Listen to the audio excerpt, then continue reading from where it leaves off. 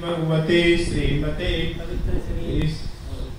पापम खंडय स्कंदय जय जय दय दय पच पच पाचय पाचय ओम नमः सब शाम शीम शीम चैम चै चौम चौम चम स्तु तुष्टरस्तु पुष्टिरस्तु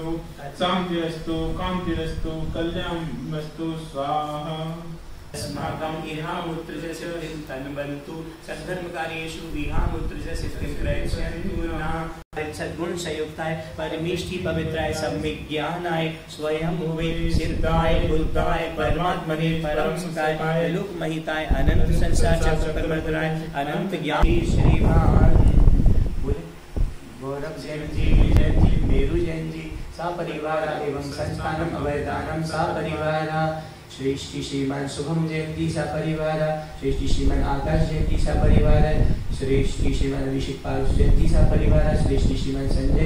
संजय जी सा परिवार से एवं श्रेष्ठी श्रीमान अभिषेक जी मवे गुरु जी के आरोग्यार्थम द्वारा निवासिना सा परिवार से श्रेष्ठी श्रीमान देवी अन्नन जी के आरोग्यर्थ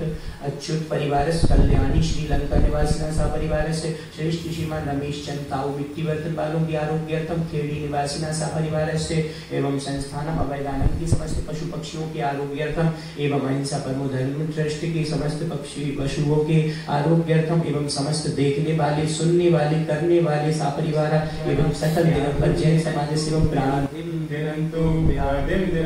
श्री जिनाभिषेक पूजा